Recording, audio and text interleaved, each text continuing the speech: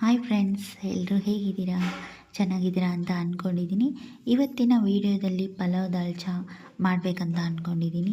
ಹಾಗಾಗಿ ಬೇಕಾಗಿರ್ತಕ್ಕಂಥ ಮೆಟೀರಿಯಲ್ನ ತೋರಿಸ್ಕೊಂಡು ಇದಕ್ಕೆ ಏನೇನು ಯೂಸ್ ಆಗುತ್ತೆ ಅಂತ ನೋಡೋಣ. ಈರುಳ್ಳಿ, ಟೊಮಾಟೊ ಮತ್ತು ಮಧ್ಯೆ ಸೀಳ್ಕೊಂಡಿರೋ ಹಸಿಮೆಣಸಿನ್ಕಾಯಿ ಮತ್ತು ಇದಕ್ಕೆ ಬೇಕಾಗಿರ್ತಕ್ಕಂಥ ಪುದೀನ ಮತ್ತು ನಿಂಬೆಹಣ್ಣು.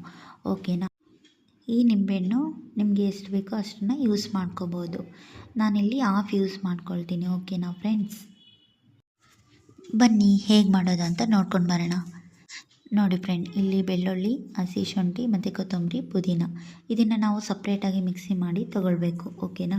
ನೋಡಿ ಫ್ರೆಂಡ್, ಇದೇ ಥರ ಇನ್ನೊಂದು ಮಸಾಲೆ ಎಲ್ಲ ಮೆಟೀರಿಯಲ್ ಸೇರಿ ಬಂದಿರೋದ್ರಿಂದ ನಾವು ಇದನ್ನು ಎಣ್ಣೆಯಲ್ಲಿ ಫ್ರೈ ಮಾಡಿಬಿಟ್ಟು ನಾವು ಇದು ಎಲ್ಲನೂ ಹುರ್ಕೊಂಡು ಎಣ್ಣೆಯಲ್ಲಿ ಸ್ವಲ್ಪ ಆಯಿಲಲ್ಲಿ ಇದನ್ನು ಮತ್ತೆ ಸಪ್ರೇಟಾಗಿ ಮಿಕ್ಸಿ ಮಾಡಿ ತೊಗೊಳ್ಳೋಣ. ಓಕೆನಾ? ನೋಡಿ ಫ್ರೆಂಡ್, ಇದಕ್ಕೆ ನಾವು ಎಣ್ಣೆ ಹಾಕ್ತಾಯಿದ್ದೀವಿ. ನೀವು ಎಷ್ಟು ಬೇಕಷ್ಟು ಹಾಕ್ಕೊಳ್ಳಿ. ಓಕೆನಾ?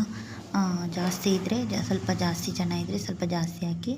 ಮತ್ತು ನಾನಿಲ್ಲಿ ತುಪ್ಪ ಯೂಸ್ ಮಾಡ್ತಾಯಿದ್ದೀನಿ. ನೋಡ್ಬೋದು, ನಾನಿಲ್ಲಿ ತುಪ್ಪ ಹಾಕಿದ್ದೀನಿ. ಇಷ್ಟು ಸಾಕಾಗುತ್ತೆ. ಓಕೆನಾ?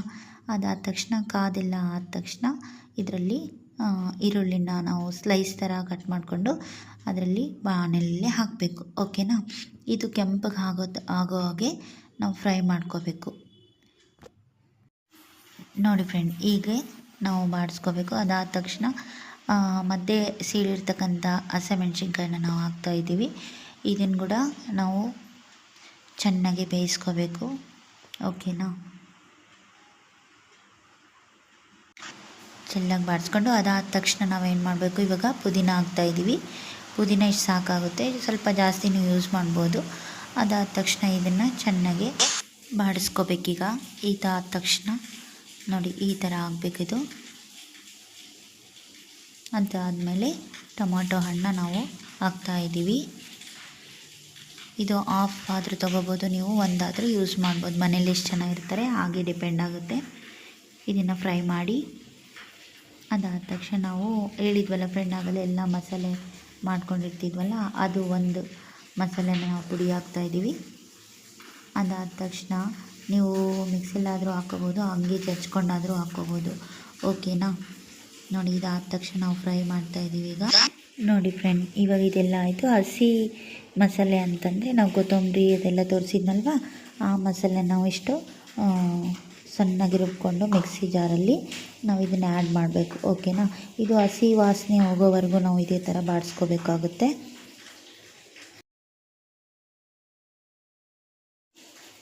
ಇದಕ್ಕೆ ನಾವು ಸ್ವಲ್ಪ ನೀರನ್ನ ಆ್ಯಡ್ ಮಾಡೋಣ ಇವಾಗ. ಯಾಕೆ ಅಂತಂದರೆ ಈಗ ಎಣ್ಣೆಯಲ್ಲಿ ಫ್ರೈ ಆಗಿದೆ, ಸೊ ಹಾಗಾಗಿ ನೀರಲ್ಲಿ ಸ್ವಲ್ಪ ಕುದ್ರೆ ಚೆನ್ನಾಗಾಗುತ್ತೆ ಅಂತೇಳಿ ನಾವು ಸ್ವಲ್ಪ ನೀರು ಹಾಕಿದ್ದೀವಿ ಅಷ್ಟೇ. ಅದಾದ ತಕ್ಷಣ ನಿಂಬೆಹಣ್ಣು ತೊಗೋಬೇಕು. ನಿಂಬೆಹಣ್ಣು ತೊಗೊಂಡ್ಬಿಟ್ಟು ಇಷ್ಟು ಹುಳಿನ ಹಿಂಡಿದರೆ ಸಾಕಾಗುತ್ತೆ. ಆಫ್ ತೊಗೊಂಡಿದ್ದೀನಿ ನಾನು. ನೋಡಿ ಫ್ರೆಂಡ್, ರುಚಿಗೆ ತಕ್ಕಷ್ಟು ಉಪ್ಪು ಹಾಕ್ತಾಯಿದ್ದೀವಿ. ಸ್ವಲ್ಪ ಹಾಕ್ಕೊಳ್ಳೋಣ. ಅದಾದ ತಕ್ಷಣ ಕಮ್ಮಿ ಬಿದ್ದರೆ ಹಾಕ್ಕೋಬೋದು. ಸೊ ಇದು ಬೇಗ ಕುದಿಲಿಕ್ಕೋಸ್ಕರ ನಾನು ಹಾಕ್ತಾಯಿರೋದು. ಇದು ಹಾಕಿದ ತಕ್ಷಣ ನಾವು ಇದನ್ನು ಸಣ್ಣಗೆ ಬಾಡಿಸ್ಕೊಳ್ಳೋಣ. ಓಕೆನಾ? ಇದಾದಮೇಲೆ ನಾವು ನೀರನ್ನ ಆ್ಯಡ್ ಮಾಡಿ ಅಕ್ಕಿ ಹಾಕ್ಬೋದು. ಓಕೆ? ನೋಡಿ ಫ್ರೆಂಡ್, ಇವಾಗ ಕುದೀತಾ ಇದೆ. ನಾವು ನೀರನ್ನ ಆ್ಯಡ್ ಮಾಡ್ತಾ ಹೋಗೋಣ. ಓಕೆ? ನೋಡಿ ಫ್ರೆಂಡ್, ಇದನ್ನು ನಾವು ಏನು ಮಾಡ್ತಾಯಿದ್ವಿ, ಕೊನೆಯಲ್ಲಿ ನಾವು ಎಲೆನ ಹಾಕ್ತಾಯಿದ್ವಿ. ಯಾಕಂದರೆ ತಳವಿರುತ್ತಲ್ವ, ಹಾಗಾಗಿ ನಾನು ಕೊನೆಗೆ ಹಾಕ್ಕೊಳ್ತಾ ಇದ್ದೀನಿ. ನೋಡಿ ಫ್ರೆಂಡ್, ಇವಾಗ ನೀರು ಕುದೀತಾ ಇದೆ. ನಾವು ನೆನೆಸಿರ್ತಕ್ಕಂಥ ಅಕ್ಕಿನ ನಾವು ಇದರಲ್ಲಿ ಆ್ಯಡ್ ಮಾಡೋಣ. ನೆನೆಸ್ಕೊಂಡ್ಬಿಡಿ ಮುಂಚೆನೇ, ಯಾಕಂದರೆ ಸಾಫ್ಟ್ ಆಗುತ್ತೆ. ತುಪ್ಪ ಹಾಕಿರೋದ್ರಿಂದ ಇನ್ನೂ ಸಾಫ್ಟ್ ಆಗುತ್ತೆ. ಸೊ ಹಾಗಾಗಿ ನಾನು ನೆನೆಸ್ಕೊಂಡಿದ್ದೀನಿ. ನೆನೆಸ್ಕೊಂಡಾಗಿರ್ತಕ್ಕಂಥ ಅಕ್ಕಿನ ನಾನು ಇದರಲ್ಲಿ ಆ್ಯಡ್ ಮಾಡ್ತಾಯಿದ್ದೀನಿ ಇವಾಗ. ನೋಡಿ ಫ್ರೆಂಡ್, ಈ ಥರ ತಿರ್ಸ್ಕೊಳ್ಳಿ, ಯಾಕಂದರೆ ಉಪ್ಪು ಗಿಪ್ಪು ಎಲ್ಲನೂ ಆ್ಯಡ್ ಆಗುತ್ತೆ. ಓಕೆನಾ? ಇದಾದ ತಕ್ಷಣ ನಾವು ಸ್ವಲ್ಪ ಉಪ್ಪು ಹಾಕಿದ್ವಲ್ಲ, ಈಗ ಇನ್ನೊಂದು ಸ್ವಲ್ಪ ಆ್ಯಡ್ ಮಾಡೋಣ. ನೋಡಿ ಫ್ರೆಂಡ್, ಪಲಾವ್ ರೆಡಿ ಆಗಿದೆ. ನೆಕ್ಸ್ಟ್ ವಿಡಿಯೋದಲ್ಲಿ ನಾವು ದಾಲ್ಚಾ ನೋಡೋಣ ಹೇಗೆ ಮಾಡೋದಂತ.